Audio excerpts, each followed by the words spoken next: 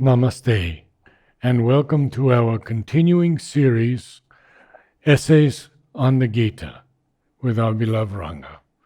We are in Sankhya and Yoga, beginning with the line, "But what of the one self, immutable, immobile?"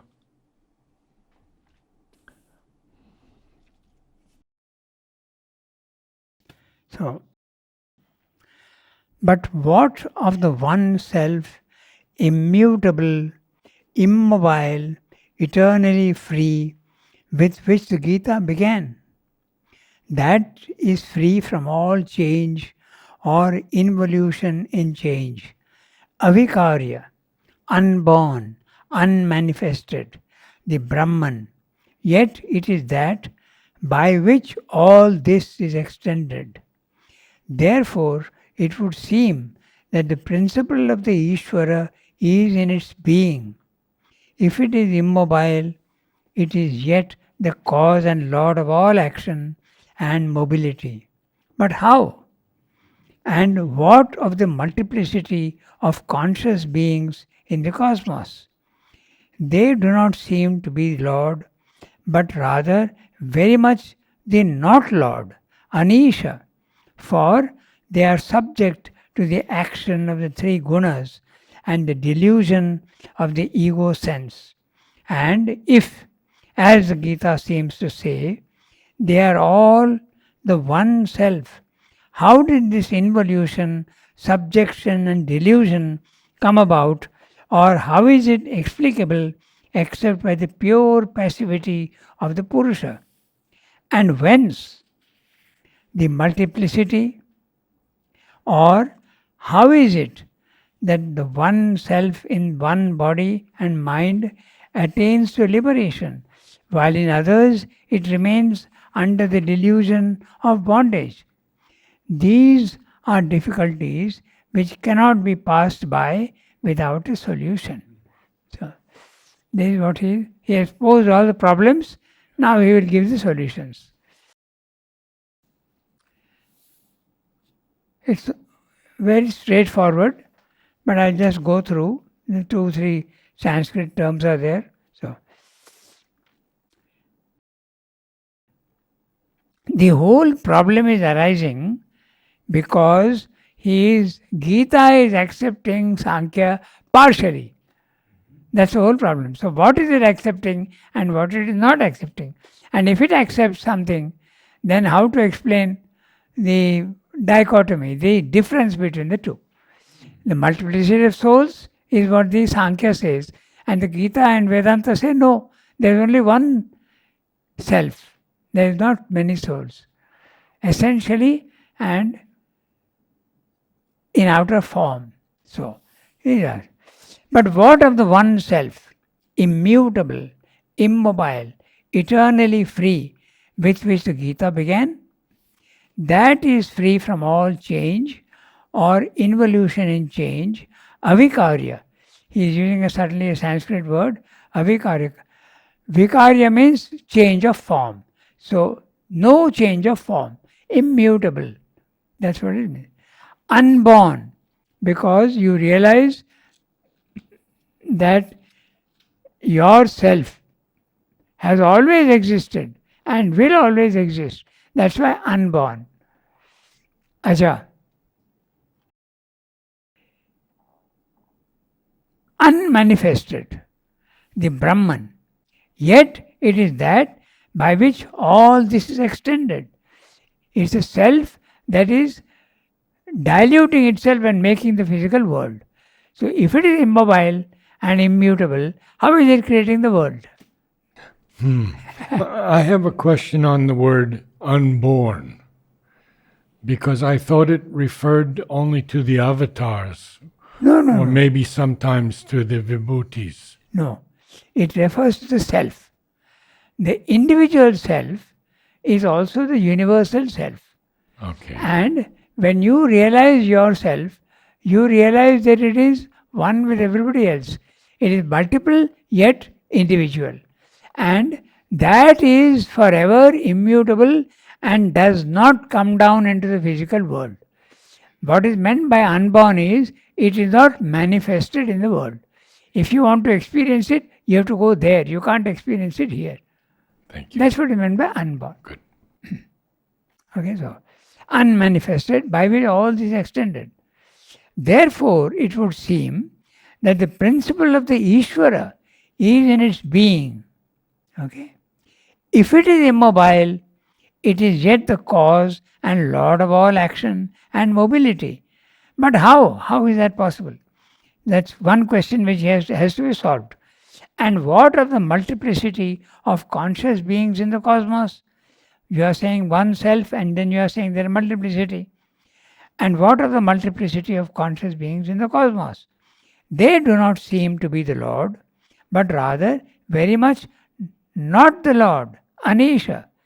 Now that word Anisha is very interesting in Sanskrit because Isha is the Lord, the Supreme Master. Anisha means not Lord. So why is it that so many Indians call themselves Anisha? Because in Sanskrit this is a compound word, An-Isha. And like in English also you have compound words, but in Sanskrit you can interpret it two ways. He is Anisha because he has no Lord. And if he has no Lord, then he is himself the Lord. Yasya Isha Nasti. Who does not have a Lord. Who does not possess a Lord. So he himself is the Lord. So you can interpret it in two ways. Okay, so Anisha. For they are subject to the action of the three gunas and the delusion of the ego sense. And if, as the Gita seems to say, they are all the one self, how did this involution, subjection and delusion come about, or how is it explicable except by the pure passivity of the Purusha? So, how to explain all this? There is a dichotomy.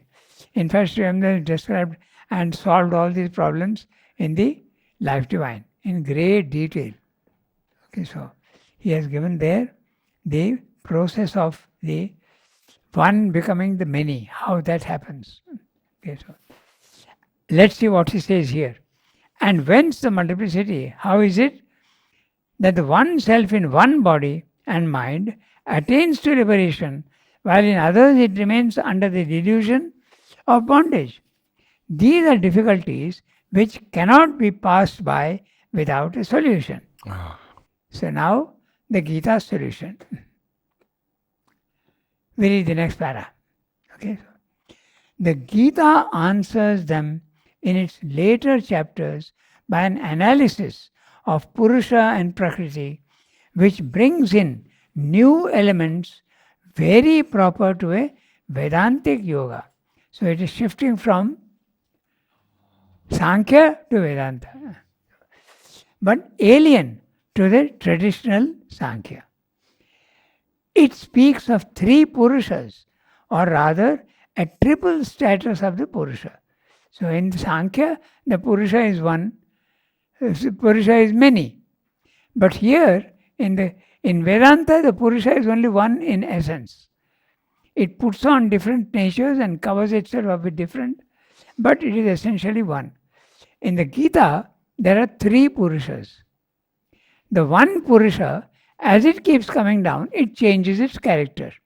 So, at the lowest level, it is a mutable Purusha, which is your psychic being. So, that's a mutable Purusha. The Purusha is the person, okay, the individuality. Then, when you go to the second level of the spiritual planes of consciousness, you meet the self, which is the immutable Purusha. Mutable Purusha, immutable Purusha. Then, is there a difference between the two? You go to the third level, which is a combination of both, and he is the Lord. In the physical world, you are not the Lord. The psychic being is not the Lord.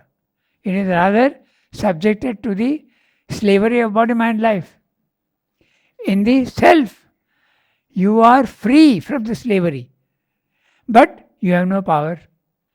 So you go to the third level, You are Lord and you have power and you are the one who have created the cosmos and the individual forms. So that is the Gita's explanation. Kshara, Akshara, Uttama Purusha. Kshara Purusha, mutable Purusha, immutable Purusha, and the Supreme Purusha, who is all both.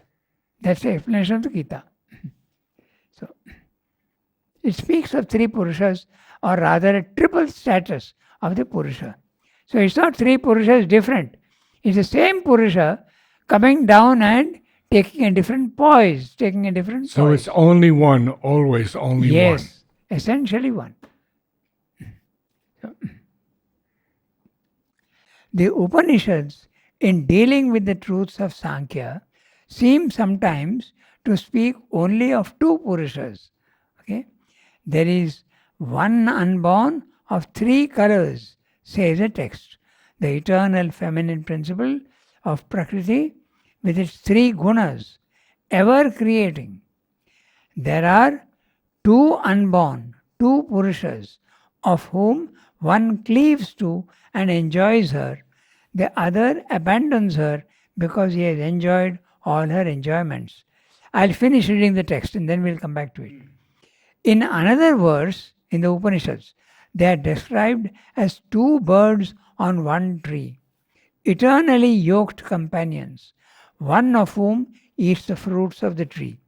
The Purusha in nature enjoying her cosmos, the other eats not, but watches his fellow, the silent witness, withdrawn from the enjoyment.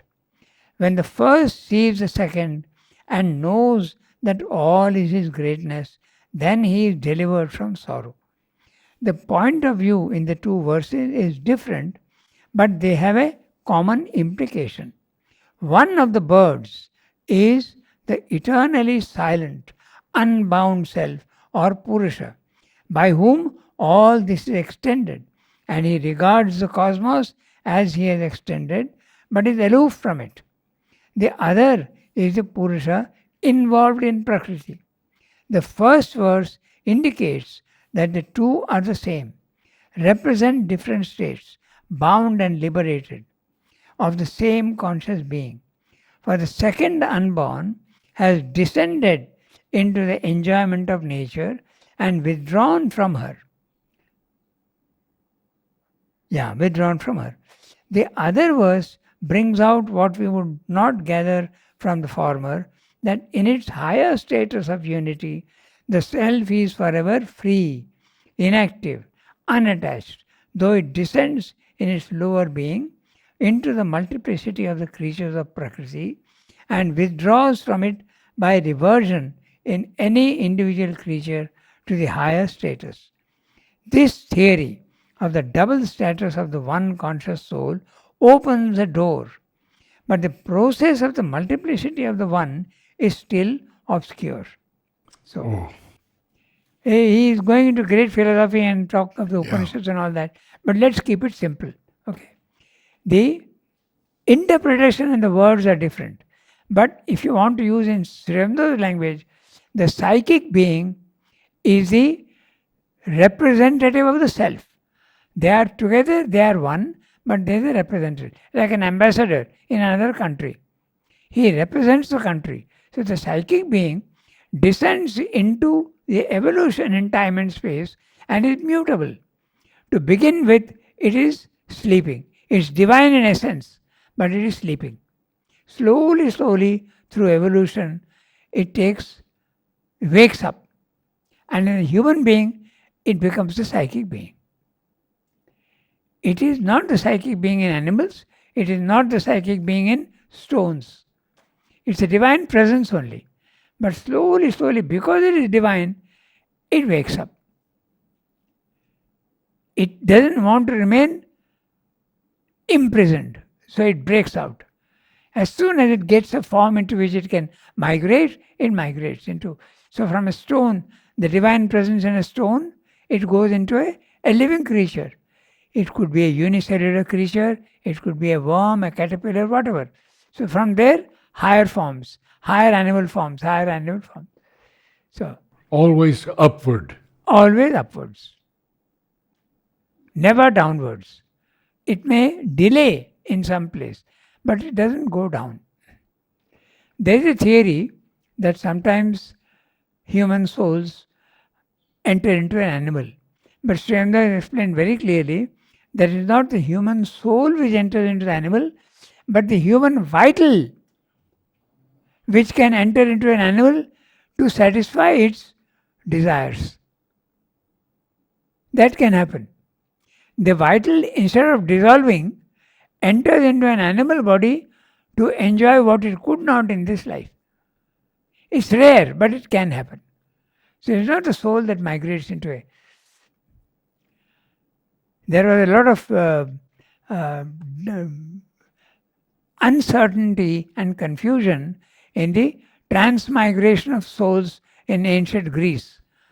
They knew that there is transmigration, but there they even considered it going into an animal. Yeah, in Egypt also, I believe. That's right. But that is not the truth. The truth is that the vital being goes into. Even the mental can go into another mind, living creature. That can happen. But the soul is the soul, individual soul. So we'll keep it simple. We'll say the first is the psychic being which comes down into manifestation, and at the end of life, when the body dies, it goes back into the psychic world and takes birth again after assimilating its experiences and coming to a conclusion as to what it has to do in the next life. This is psychic, usually whatever. First it sheds the body, then after 2-3 days or 1 week or 8 days sometimes, it sheds the vital, then it sheds the mind and finally goes to the psychic world, takes birth again. So long as it has not realized itself, rebirth is compulsory. Rebirth doesn't become compulsory after you have realized yourself. After the self has been realized, there is a choice. You can either go into the infinite, or you can take birth again, or you can continue to live in the spiritual worlds. There are many worlds. Goloka, Janaloka, Brahmaloka, Janaloka, many words are there. Like so many rooms, and people are there. And today only I was reading, there are beings who live in these worlds. They are non-evolutionary beings. They live there. What do? They have their own tasks. They do that. Are they often called the gods? These are not the gods. These are the semi-divine creatures. The gods are also semi-divine, but more evolved. They are there in the overmind plane of consciousness. More evolved. Huh? I thought the gods didn't evolve.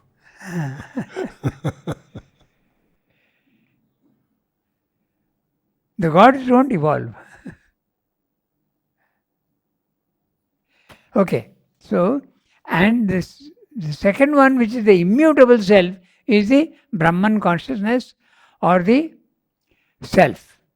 You can call it the Atman, you can call it the Brahmana. That is what is experienced and spoken of by the Buddhists as the Nirvana. The root Va in Sanskrit means to blow. So, Nirvana, you are blowing out the reality of the physical world. The reality is gone. That's why Nirvana. And then the third one, this is the Gita. In the Sankhya, it's only 2, Purusha Prakriti. In the Gita, 3 Purushas. Same Purusha taking 3 poises. In the Vedanta, there is only one, essentially one, taking different forms. And the one becoming the many, but the many is an appearance only. It's not the reality. Like the kaleidoscope. You have a kaleidoscope with 6 mirrors and you put only 2 beads inside, but you will see 6 times these 2 beads. So it's only an appearance. Or like the moon, one moon shining in troubled waters, you will see several moons. So it's only an appearance. The Vedanta speaks of only one Purusha. Okay? So Good. that's what he's saying in the Very para. good. Yeah, you made it much simpler. Yes. I made it simpler because that's the truth. Yeah. And they are saying in different words. When you use an image, okay, the image becomes a little complicated because no image represents the truth absolutely. It can't. So that's why. So he is speaking of the Upanishads here, and in the Upanishads, the same truth is here. There is a tree which is a nature, and on a lower branch is a bird which is eating the fruits. That's the psychic being.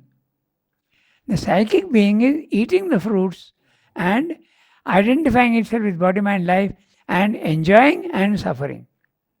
But the bird which is sitting on the higher branch is not eating the fruits, separated from the world and only watching, but it is free of pain and suffering. The two birds of the Upanishads. And in different Upanishads, slight differences are there. That's the thing. That's the only thing. The truth is one, the one we discussed just now. Mutable Purusha, immutable Purusha, Supreme Purusha. Okay? So,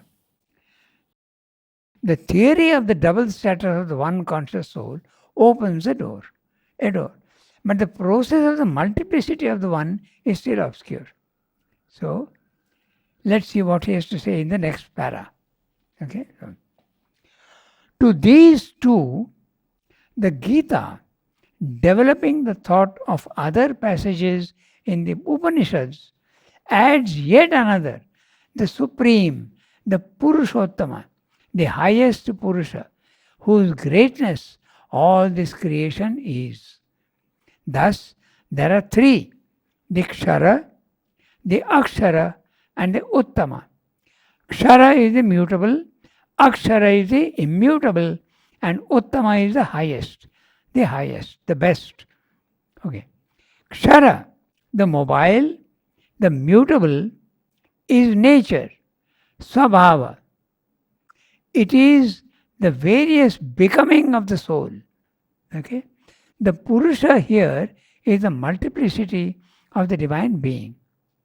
It is the Purusha multiple, not apart from, but in Prakriti. Okay? Akshara, the immobile, the immutable, is a silent and inactive self. It is the unity of the divine being, witness of nature, but not involved in its movement.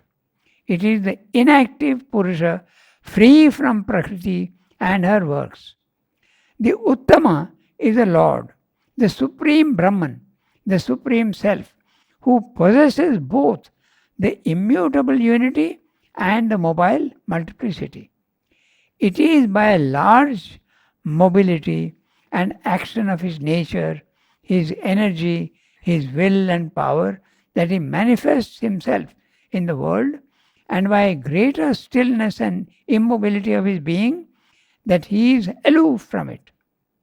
Yet is he, as Purushottama, above both the aloofness from nature and the attachment to nature.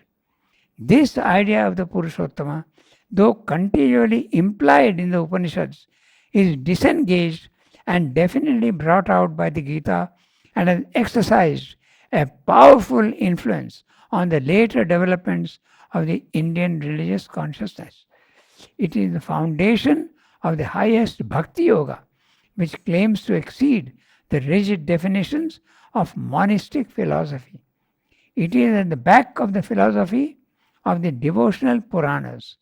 So, the Uttama Purusha is the personal aspect of the divine. And if it's a personal aspect of the divine, you can have devotion, and you can have love, and you can have a relation. And that's what he's saying is the Bhakti Yoga and also the Vaishnava philosophy. It also came from there. And he's also talking of the Puranas. One of the Puranas is the Bhagavatam, the life of Sri Krishna, in 4 volumes. And it's all full of devotion to Krishna. So, Gita opens the door for this aspect of the Indian spiritual tradition. So, in the para we have just now read, that was what we discussed earlier and made it simple. He is just explaining that. The Gita is not content either to abide within the Sankhya analysis of Prakriti. So now Prakriti also changes. Okay. So, because there Prakriti is one. But here he will tell you that there are several Prakritis. Okay. Not several, two. Two. Okay. For that makes room only for the ego sense and not for the multiple Purusha. Okay. Which is there, not a part of Prakriti, but separate from her. The Gita affirms, on the contrary, that the Lord by his nature becomes the Jiva. The Lord by his nature becomes the Jiva. Okay? How is that possible, since there are only the 24 principles of the cosmic energy and no others? Yes, says the divine teacher, in effect. That is a perfectly valid account of the apparent operations of the cosmic Prakriti with its three gunas, and the relation attributed to Purusha and Prakriti. There is also quite valid and of great use for the practical purposes of the involution and withdrawal. But this is only the lower Prakriti of the three modes, the inconscient, the apparent.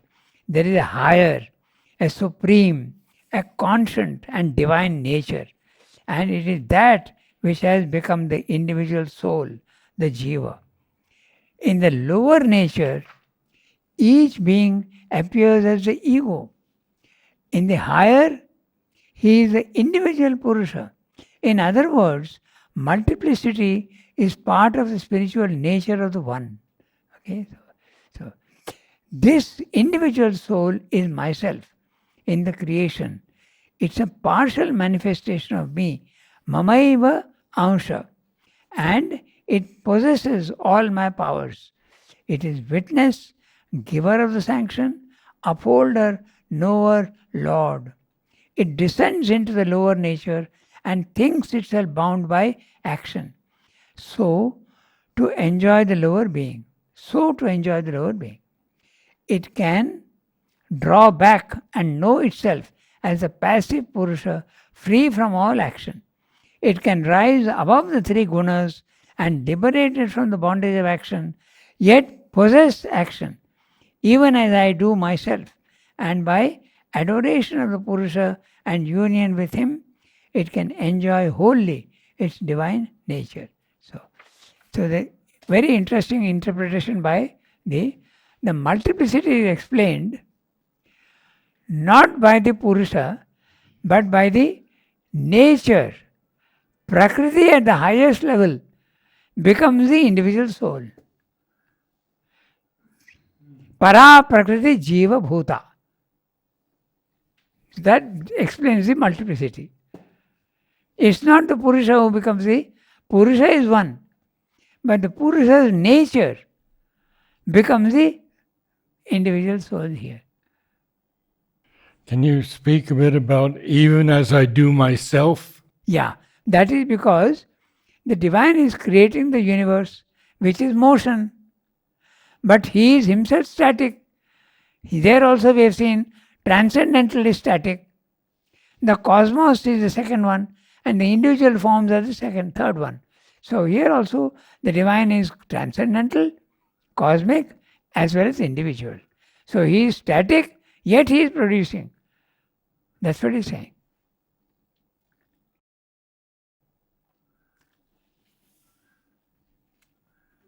So now the differences are all reconciled because of the different interpretations. That is the reason why Sankhya is okay at the lower level. But as it goes up, it's not valid anymore. The Gita is more valid and the Vedanta is more valid, and Sri Aurobindo is in full agreement with the Gita and the Vedanta. He accepts fully the transcendental, the cosmic and the individual. He accepts also the higher nature and the lower nature. The higher nature is a divine nature. And he accepts the multiplicity also. also. Such is the analysis, not confining itself to the apparent cosmic process, but penetrating into the occult secrets of superconscious nature, Uttamam Rahasyam, the greatest secret, by which the Gita founds its synthesis of Vedanta, Sankhya, and Yoga, its synthesis of knowledge, works, and devotion. By the pure Sankhya alone, the combining of works and liberation is contradictory and impossible. By pure monism alone, the permanent continuation of works as a part of yoga and the indulgence of devotion after perfect knowledge and liberation and union are attained become impossible, or at least irrational and otiose. The Sankhya knowledge of the Gita dissipates, and the yoga system of the Gita triumphs over all these obstacles. It combines all these. That's why it is synthetic. Sremda says that there have been many synthetic. The Vedas were the first synthesis. The Tantra also is a synthesis because it is combining Purusha and Prakriti, the Divine Mother, and it's also not rejecting the physical world. So Tantra is also a synthesis. So Vedas, then Tantra. Yeah. Then the Gita. Then the Gita. The Gita, and finally Sremda's own integral yoga. 4 syntheses in the Indian tradition. So that completes the chapter. Next we start from Sankhya, Yoga and Vedanta. Okay. Namaste. Om.